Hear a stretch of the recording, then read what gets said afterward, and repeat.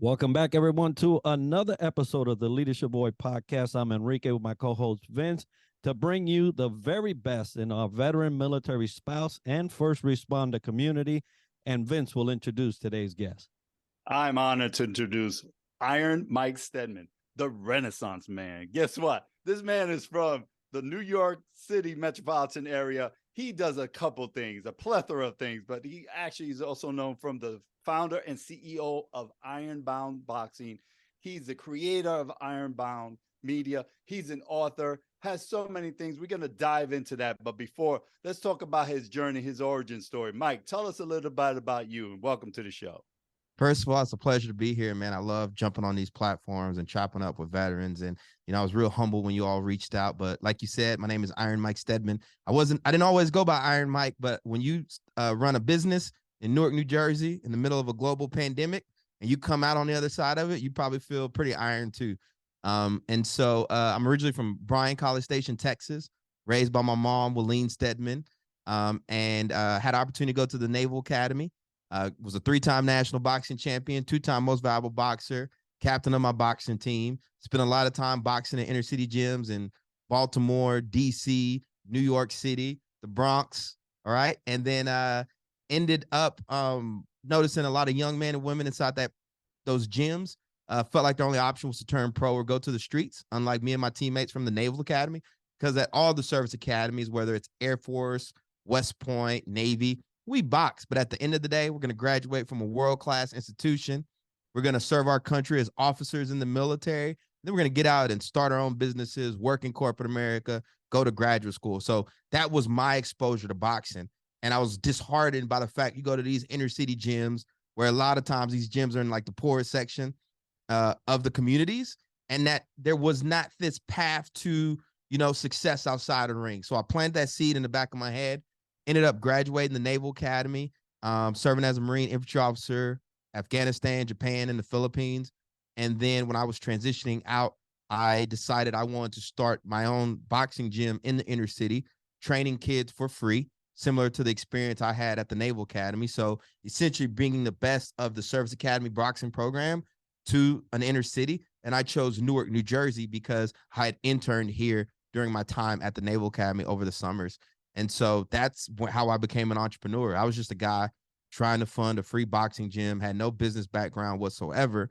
And that experience of, getting that gym up and off the ground, what became the IRONBOUND Boxing Academy, ended up exposing me to I didn't even know we had this, to be honest, this veteran entrepreneurial community.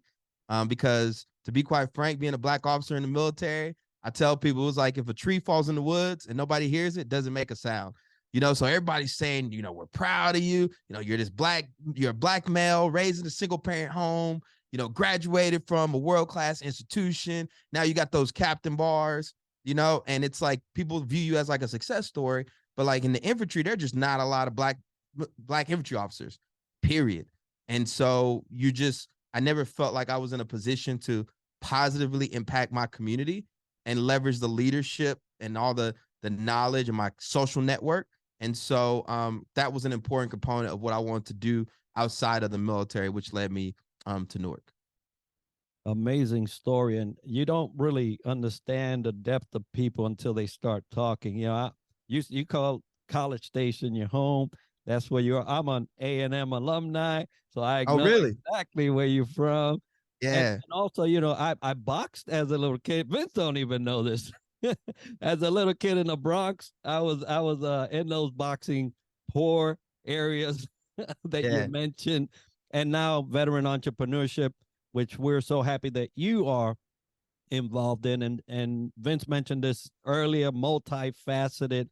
But tell us about IRONBOUND Boxing and this media company that you started. Before I do that, can I make a comment about A&M? So A&M holds a special place in my heart because I didn't go there, but when I was training to go to the Naval Academy, me and my mom, we lived in an apartment just up the street from A&M, little 2-bedroom apartment, and I grew up on that campus. Like that's where I would do my running. My mom would take me to the bonfires back when that was a thing. We would eat grab food at Red Lobster and go over to the bonfire. And, you know, even though I went to school in Bryan College Station, like not a lot of black kids went to A&M from the local high school. And the older I get, I'm like, that's insane that you got this world-class institution literally in your backyard and we're not going to school there. And so I just say that like I didn't go to A&M, but it's a part of me. And if I deep down, it's on a bucket list of like going there to get a degree. So I just wanted to share that with everyone because my mom would take me to football games and buy tickets from the scalpers. You know, she would wake me up on a Saturday and was like, "You want to go to a game?" I'm like, "Heck yeah, let's go!" And we would go there, and she would get the tickets from the scalper, and you know, we would watch the game. So those are the kind of memories that pop up in my mind when I think of A&M. Regarding Ironbound Media, what a lot of us don't realize, like so many of us want to create impact, right? Beyond monetary, as particularly veterans, because for a lot of us, right, we are, you know, you don't join the military just because you're trying to make a lot of money. Let's be honest. You join the military because you want to be a part of something bigger than yourself. And so when you think about all these problems that are taking place in the community, you know, poverty, sustainability, et cetera. And so we want to start nonprofits, right, to do the good work. But one of the challenges when you do that at the grassroots level is like, how are you going to pay yourself as a founder? You know? And so boxing is a poor man's sport. Always has been, always will be. Amateur boxing is an extremely poor man's sport. Okay. And so, you know, in 2018, I was working at a private school in Newark, New Jersey. That's where it's called St. Benedict's Prep. And I ran the residence hall. So I lived in a giant house with 70 teenage boys, 90% of which are Black and Latino that couldn't afford to go to school there, but their tuition was subsidized by private donors. And I was a house dad. But I did that while I was starting Ironbound because I worked in the evening. So I had the day to myself. In 2018, I made the decision I wanted to go all in on Ironbound Boxing and growing that. But I also knew that I needed to have a source of income in order to pay myself to allow me to do it. And so I came up with a business model teaching boxing to companies in the New York City metro area. And I did that. I did what they tell you not to do. I quit my job. I liquidated my 401k. I did all that and went all in, right? And I made that into a little lifestyle business. But then what happened? The pandemic, right? And businesses fell primarily for two reasons. Number one, no market need, and they run out of cash. There was no market need for on-site boxing when they canceled the NBA. I knew it was a wrap for me. And so in my mind, I had to say, okay, what are some potential new business models I could launch that would allow me to still earn an income and yada, yada, yada. And I had been playing around with this idea of podcasting because I just think it's such a powerful medium. As you know, I wrote the book, Black Veteran Entrepreneur. And what the precursor to that was I read a lot of business literature and I didn't see a lot of us reflected in terms of Black and brown people and the stories and the businesses highlighted. And I thought back then that like podcasting would be a great way to reach more diverse audiences. So I'd already planted that seed in the back of my head. And before the pandemic, I launched my own podcast called Confessions of a Native Son, a Black veteran's perspectives on race, culture, and business. And so basically I ended up spinning up a podcast production company and ended up just going all in on that. You know, so I closed down my boxing, on-site boxing business, stood up Ironbound Media, and it's been off to the races ever since. You know, I love it. Basically, you took that opportunity and basically, like you said, ran with it. It's great. And all these books that you have and highlighting, and I know more to come, are going to be all part of history. So I definitely think that what you've done, you are the tip of the spear, Mike, and doing some great things. And you shared some challenges and some lessons learned. Anything else you want to share with our audience about entrepreneurship, lessons learned, or challenges? What nobody told me when I first started this is this framework. It's called the 5 stages of small business growth. Not only is it, there's a Harvard Business Review article on it, but I also put it in the book. And this is really important because you understand the road ahead. All right, stage 1 is validation. Do you have a business model that people are willing to pay you for? Like, do you have a product or service that people are willing to pay? And have you validated that they're paying you? So not just, oh, this is the great idea. No, have you got like 10 customers? Okay. So the first thing is you want to validate your business model before you go all in, right? Phase 2 is sales. And this is where you're trying to get that recurring revenue. So you're like, okay, I can sell some coffee, but can I make this a sustainable business for myself? Can I get recurring and predictable revenue? Do I know how much money is going to come in month over month? So then you're in the sales phase. Okay. Stage 3 is foundation. This is where you start to build your team. You hire a virtual assistant. you bring other people in, and now you're really trying to dial in your systems and your processes and all that other stuff, right? Stage 4 is expand. So let's say you have a brick and mortar, you got your one location, and now you're like, you know what? We're in the Bronx. Now we want to go to Harlem, right? So you test that expansion. And then stage 5 is multiply. This is really where we talk about scale. And now, you know, when you come into the entrepreneurship arena, everyone's talking about, does it scale? Scale, scale, scale. But the reality is most of us are going to be small business owners. We're not going to be these venture-backed startups, right? So when you start trying to focus on scale out the gate, right, you're going to probably, things are going to slip through the cracks. And you're going to be making moves at certain stages that you shouldn't be making. Does that make sense? So a lot of y'all are trying to play the foundation game. You're recruiting co-founders. You're doing all this other stuff, right? You haven't even validated the business model. Like, you don't even have money in the bank account, right? You're spending all this money, but you don't have any sales. And so understanding the 5 stages of small business growth is like the road ahead. And that's the thing about framework. See, there's a lot of entrepreneur programs out there, and I've done like 10 incubators. I've done Stanford, you know, I've done New Jersey Institute of Technology. I've done all of them. Okay. We're really good at, you know, giving people generic advice. We're really good at helping them get their little pitch decks together and all that. But getting in the fight and staying alive and growing your business, right? There's a gap. And so I challenge all you to learn the 5 stages, but also be on the lookout for frameworks. And a framework is more than just generic advice. It's a repeatable process that's proven over time. That is amazing, amazing advice. I tell you, and you're talking, both Vince and I are entrepreneurs. I'm sure that we would like, yep, check, check, check, check. But you mentioned the survival in the fight. Right? That's something that nobody can really teach you. You got to have it in you. Veterans have that type of resiliency to get through some of those things. And even them at times will not, go through and survive that entrepreneurial fight, because you mentioned the pandemic, which hit a lot of people. But what I love about that story, from your perspective, is that you were already formulating, how do I take this that now is become the hill and turn it into my victory, even still with all this going on? So kudos to you for having that type of framework, which you just mentioned, but being able to implement that in a ever-changing time, which was the last 3 years, and still be able to survive. So as you go through this journey, you're heading into the future. You mentioned your book. We'll bring that up here not too long from now. But what's on the horizon for Ironbound Boxing and Media? So there's a couple different things. You know, I'm big on lifestyle design, right? One of the reasons I felt like I had to move to Newark and start my gym was because, you know, I felt like I did everything I was supposed to do. You know, like I went to a good school, I served my country nobly. And, you know, when you're younger, it's like we all have these dreams and these passions, but then you get older and people are like, you need to do this, you need to get a job, you need to, you know, and I was like, I did everything I was supposed to do.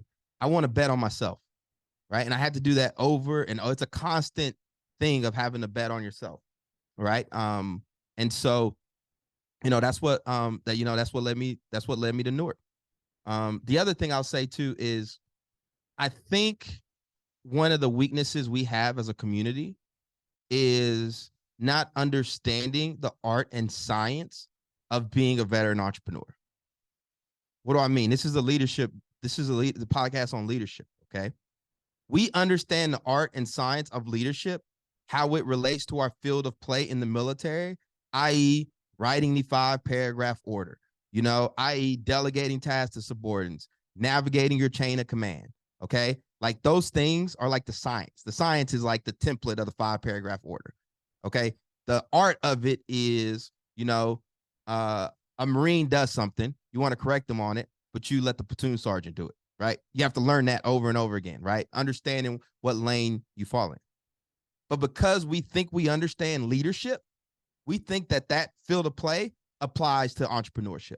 And everyone tells us this over and over again. They're like, oh yeah, vets make great leaders. You know, it's going to translate to entrepreneurship. It's a different field of play. Now it's not that 5-paragraph order. It's that business plan. It's that operating system. It's that marketing plan, right? That's the science. And the art of it is, okay, my cash flow sucks right now. What am I going to do?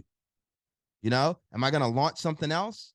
Am I going to go recruit a channel partner? Am I going to shut this business down?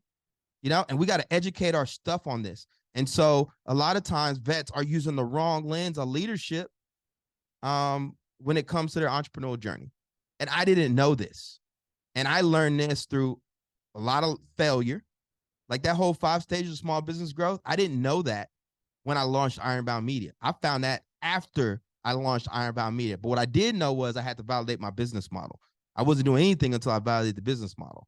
And once I got a paying client and I got a second paid client, I was like, okay, I can make this something. But I encourage us to educate ourselves. And I have 2 business coaches. I am a business coach, right? So these are things that nobody told me about beforehand, but it's like a video game, right? Like you get to a next level, and you keep dying, you die like 20 times. Then you're like, oh, I need to go get a coach. Boom. Then you get to the next level, right? But like, we don't know this because people don't ever talk to us about it. And the other thing that I want to caution people about, going back to that 5 stages, is you start a business. What do? You tell everybody about it. You know, oh man, Vince, we're so proud of you. Rike, we're so proud of you. You know, we see you killing it. You ain't validated the business model. They don't know what sausage making behind the scenes. And guess what? It's starting to fail, or it ain't working, or there's no market, and you're running out of cash. Now what are you tying to it? You're tying to an ego. Everybody knows me for this, right? So I'm the veteran. I figure it out. I'm just going to push. I'm just going to work harder.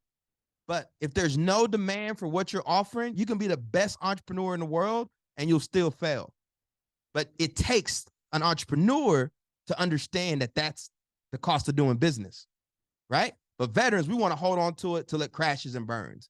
And then we don't want to do it again. See, there's all these traps out there that you got to educate yourself out, because some markets are notoriously hard, right?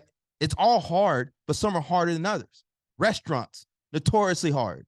Consumer packaged goods, notoriously hard. Yeah, you got a great idea, but the margin is just a little different. I can go get a client and make like $20,000 and invoice them up front. That's a lot harder for somebody that is selling, you know, widgets, right? And so again, we have to learn as a community to separate our ego from our ventures, because like a Marine, you know, that's your identity, right? And that's why a lot of people struggle when they transition out, because their identity is tied up to their service. Now you launch this venture and everybody knows you for this. And so your identity is tied to that venture instead of being tied to being an entrepreneur. You dropped so much knowledge there, my man, Mike. I love everything you said. It's so important to be educated, have that mentor, have that coach to navigate that new terrain, because yes, you might have the art and the science, but definitely is a different framework in the entrepreneurship lane, and or just trying to get out and just get a job, right? That transition is difficult. But I love everything you said. You talk about leadership. Before we dive into leadership, and great part of it, this book that you have, we'd love to know more about your book, and also what do you do to aid you to thrive as an entrepreneur and as a professional? Yeah, so the book is called Black Veteran Entrepreneur: Validate Your Business Model, Build Your Brand, and Step into Greatness. And essentially, you know, in 2017, right, I was going to a friend's bachelor party, and I had to pick up another mutual friend from the airport who was just coming back from Stanford, right? And apparently Stanford had this program on entrepreneurship, like 4 weeks, called Stanford Ignite, where they taught you how to start a business over the course of 4 weeks, et cetera. And he was just coming back from that. So me and him had a 5-hour car ride to this bachelor party. And he was like, Mike, I love what you're doing with IRONBOUND. You should definitely do this program. And I was like, I don't know. What is this? And he's like, yeah, veteran entrepreneurship. And at the time, I was trying to separate myself from the veteran space, you know, because I wanted to have my own identity. But I was like, you know what? This sounds pretty interesting. Long story short, I ended up going, and it was my first exposure to veteran entrepreneurs. And I was like, this isn't bad. Like, I can do this, right? Like, we're hanging out, we're talking about business, et cetera. But the thing was, I was the only Black guy in that program of like 30, right? And then I would go to these different events, whether it was in New York City or whatever, and I was the only Black guy there.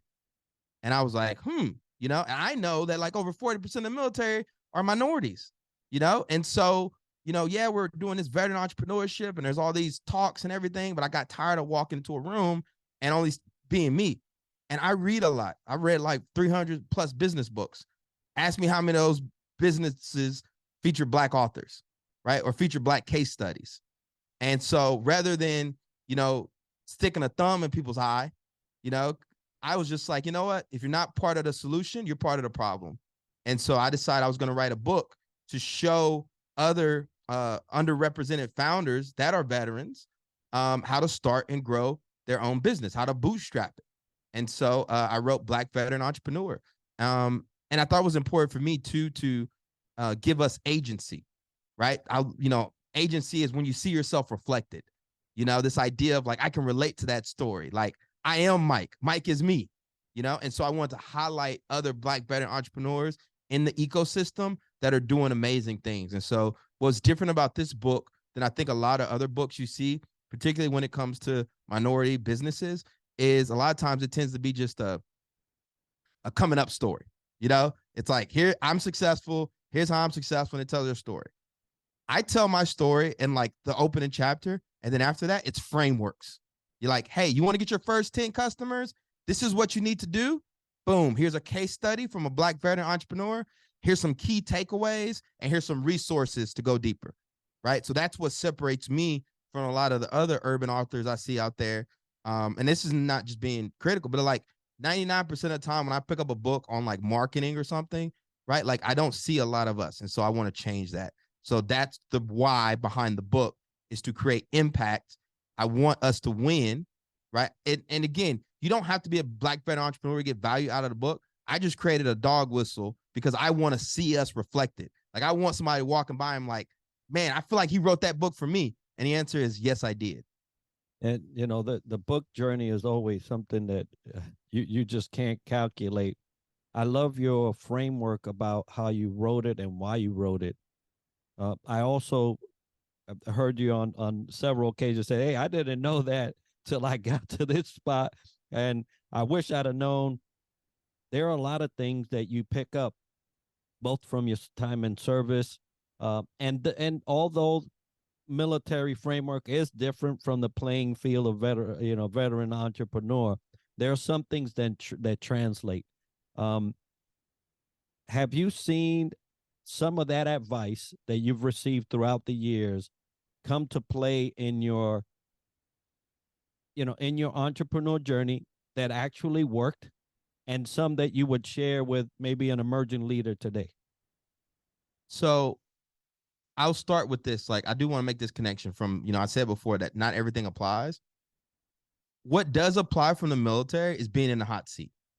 If you're a leader, you're in the hot seat, right? Like, it's just the pressure, dealing with it. I just can't escape it. I feel like I'm always in the hot seat, y'all. I'm in the hot seat with IRONBOUND Boxing. I'm in the hot seat with IRONBOUND Media. I'm in the hot seat with coaching. And what it is for me at this point, it's like being in the ring. It's like sparring. Like, I'm used to the feeling that comes with it. So I'm very thankful for that. There are a lot of people in the civilian world that they say they're leaders, but they're really managers. Because a leader, like, if I don't have to report to you, I'm not calling you. You know what I mean? Like this is purely a job, right? You have the authority. So but a leader is so much more than that. So that's definitely applies. When it comes to business, right? I think there's this, and I have another book about it. It's called The Myth of the Idea and the Upside Down Startup by Professor Newton M. Campos. We think the idea is everything, right? Oh, I got this great idea. I'm going to start a business around it, okay? But Professor Campos has been studying entrepreneurship all over the world in emerging economies. And like 90% of the time, the ideas that work are because the entrepreneur has something else connected with it, i.e., they come from an industry, like they have deep industry experience. They have the social network. They have the connections, right? They have the resources. And so all of that together, plus execution, then you get to the idea. So it goes back to kind of like this old school term of like cash your buckets where you are. It's like, what resources do you already have around you? What social networks do you already have, right? What's your execution ability? And then you use that to say, okay, what idea makes sense? And then you come up with your business idea. So when I gave the idea about the podcast, had already launched my own podcast. Did I have deep industry expertise on podcasting per se? No, but I read like 10 books on it. I did have deep industry expertise being a minority and being a Black veteran entrepreneur. So that's what I was able to bring through my content and education and everything like that. But I didn't know that. The other thing is there has to be a market for what you're selling. I can say this 10 times. I want to say this on blue in the face. You can be the best entrepreneur in the world. You can be Elon Musk, right? And if there's no demand for what you're selling, you will fail. And so identifying that like people are actively spending money in a space and carving out your own niche in that. But again, we're not taught that, right? Everybody's like, yeah, that sounds like a good idea. But like, these are things that you come from staying alive and making it to the next level when you see everybody else in the graveyard. Absolutely. Staying alive, taking it to the next level. Great advice, great lessons learned, folks. You know, deep industry expertise, either through books like Mike has done, or just have that knowledge, that staying power of knowledge. So I love now that talk about memorable leadership moments, aha moments. It could be all the way from when you watch that bonfire in A&M, right? Or it could be something in the Marines. But what would you like to share with the audience about a memorable leadership aha moment? So I will tell you, when I was in Afghanistan, I got relieved in combat the last month of my deployment. I was on an op. I led a mission. It went south, and my company commander relieved me on the spot, like the next day. So here I am, infantry officer in Afghanistan. You get relieved, and they basically turn you into a rifleman, you know? So I have to go with another platoon commander because I'm not in charge of troops, right? So basically, and we're on the op, like we're in it. And talk about, I mean, I fought tooth and nail to become an infantry officer. Okay. I don't even want to talk about IOC, the infantry officer course, everything I had to do, the workup, everything, being on the, being with your platoon for a year, right? And getting relieved. And it was freaking devastating. Okay. I ended up coming back to the States after that deployment, feeling ashamed, right? Like people are coming back with their combat I had my combat ribbon, but the combat valor, whatever it was, I can't remember anymore. And like, I didn't want to talk about Afghanistan because I didn't feel like a hero, right? I felt like I got robbed from that. I didn't have that feeling. So, long story short, I ended up coming back to my battalion. Okay. They sent officers away when you get relieved for a little bit. And then a new battalion commander came and was like, I want to bring Lieutenant Steadman back. And I had to meet with the XO. And the XO asked me, he's like, do you have what it takes to lead Marines again? And in my head, I was like, hell no. Right? I didn't want anything to do with it because my ego was shot. I was afraid. The last time I led Marines was in combat in Afghanistan, and it was too much. But the ego, right? Naval Academy grad, infantry officer. I looked him in the eye. I said, hell yes. Right? I showed up to my new company. And again, I'm bringing all this baggage from before. My confidence is shot, whatever. And I had a company commander named Christopher Wynn that took me in and was 100% with me. He's like, Mike, I heard what happened in Afghanistan. You're starting with me. And I had such an amazing experience with this leader. I mean, he really helped build me up and help me get my confidence back. There was little things that he did, like, being open to our advice. I had a different company commander prior. And, sometimes leaders are set in their ways. So there are leaders that ask you for advice and are still going to do it their way. But then there are others that generally ask you for advice because they value it and then they execute upon it. And so being around him, watching his leadership style was probably one of the best experiences I had in the military. And it also has been something that I've applied out of it. And so, what am I unpacking there? We're all going to fail. I see people taking L's all day. I just took an L earlier in my career, right? And so I got to experience that. And as leaders, we literally have the power to improve the lives of people that fall under us. Like, you have no idea. Like, I think about Captain Wynn. He's more than captain now. I got to figure out his title. But just sitting in his office and him being square with me and the way he treated me, like, he didn't treat me like I was less than. Like, I wish I would have had him on deployment, the first deployment, because I knew if I did, I would have had a completely different experience. And that is the power of like leadership. And don't underestimate it. And you know what the equation is? It's you. So like my team at Ironbound, right? I know that like the impact that I'm having on people's lives. Don't underestimate it. So that was the big takeaway for me, was like pushing past that shame and insecurity, you know, getting poured into by a leader and then paying it forward now. Powerful story. Thank you for sharing that. And, you know, just a testament of leadership by example is powerful. And having him invest that time in you, look what has resulted. I mean, you could have took that L and just stood with it.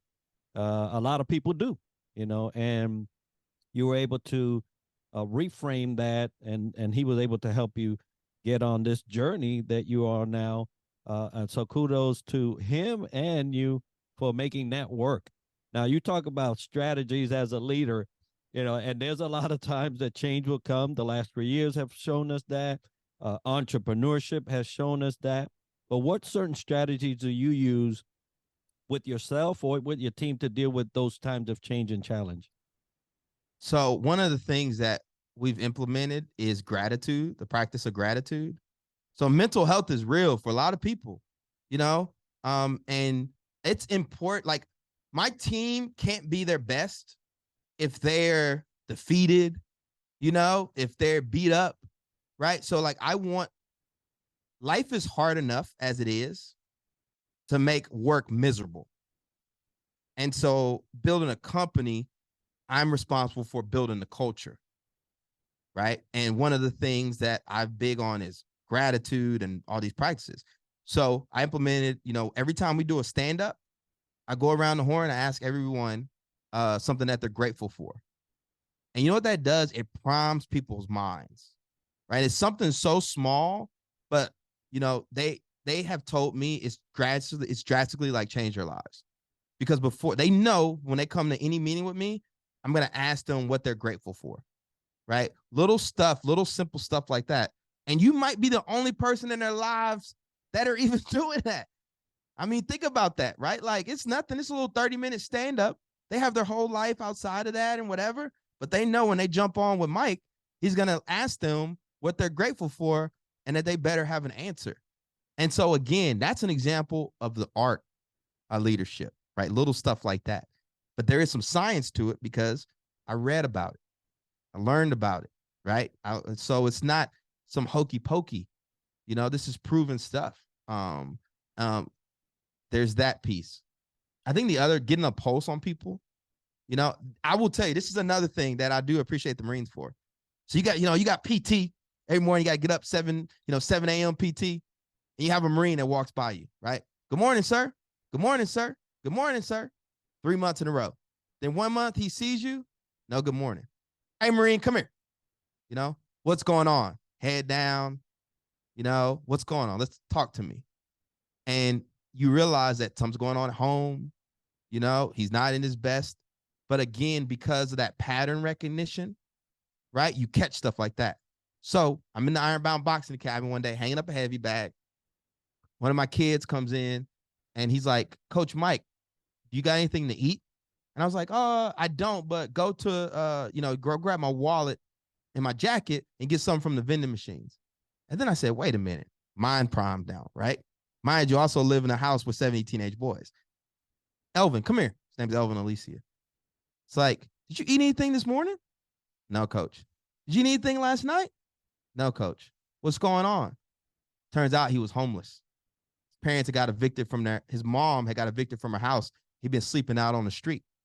But because of that pattern recognition I learned in the Marines and refined over years, I was able to identify that there was something wrong. We were able to get Elvin in at the private school I worked at, St. Benedict's Prep. He lived on campus with me, ended up graduating St. Benedict's. He was a Golden Gloves finalist and ended up getting money to go to school at NJCU full ride. So now he's at New Jersey Central, TCNJ actually. And so, but that's something that I wouldn't have caught had I not had that background in the Marine Corps. Such a valuable lesson and exposure to understanding how impactful our military service is ingrained in us. To this day, that young man is a true testament of your leadership and your exemplify, the patterns that he illustrated of not having food or not just being hungry, right? Take a couple of dollars out of my wallet, you would have been on his own way. And guess what? This would not have been the same story told if you didn't take the time, Mike, to understand and value what is the pattern here, right? I love this. This is great, folks. If you're listening in, you probably want to know how to get a hold of this gentleman called Iron Mike Steadman, who is the Renaissance man. And to do that, he's going to tell you right now how to go about doing that, or his IRONBOUND enterprise. So please, Mike, share with our audience how to get a hold of you or the multimedia company or boxing. Well, the first thing is just send me an email, mike@weareironbound.com. That's the easiest way to get a hold of me. I like to own my platform, i.e. email, because a lot of these social media platforms, you never know who's jumping on. But outside of that, reach out to me on LinkedIn. So add me on LinkedIn, Iron Mike Steadman. I'm probably the only Iron Mike Steadman on LinkedIn. And I'm not hard to get a hold of. And what I would love for you all to do, if you found value, what we're talking about, is obviously check out my book, Black Veteran Entrepreneur. It's available on Amazon. But I also think you would get a lot of value out of some of the content we're creating over at IRONBOUND Media. I personally host the podcast, The Transition, for Bunker Labs. You can check that out. And then my baby, Dog Whistle Branding. And I launched that podcast because I realized there was a gap that I mentioned before of, hey, we're really good at helping veterans come up with ideas. But once they're in the fight, how do they get their first 100 customers and beyond? There's not a lot of knowledge around that. So I launched the podcast, Dog Whistle Branding. We have a newsletter for that as well. We'd love you to subscribe to that newsletter and get accelerated. So I'm here to support. I'm not hard to find, and hope you all got some value out of what we talked about today. Outstanding. And we're going to make sure to have all that as part of the show notes and video so you can get a hold of Mike, his company, and all the things, the books and the podcast. We'll make sure to put all that in there. If you want to get a hold of the Leadership Void podcast, the leadershipvoid@gmail.com is where you'll send that correspondence. If you want us to cover a specific speaker or guest or a topic on leadership, please do so by asking us that way, and me and Vince will curate that. Absolutely. My man's all the way from Newark, New Jersey. They're the Bronx crews over here. We chopped it up today. We're so grateful for this time, all the nuggets you dropped. And we also so grateful for our sponsors. We have VEI, Veteran Entrepreneurship Initiative. We have FAVOB. Once you become an entrepreneur, you have an association of veteran-owned businesses. And Triple Nickel. Guess what? Wearing some fantastic gear. They're all nationally known. So, folks, become a sponsor. Just let us know. Reach us at theleadershipvoid@gmail.com. Definitely. So, but today is all about Iron Mike Steadman. Thank you for everything you shared, for everything you're doing, for being the dog whistler out there, and being that Black entrepreneur, understanding the role that you play for not just yourself and the bigger, larger community and the economy. But Mike, much gratitude to you as well. Thank you, brother. Appreciate y'all.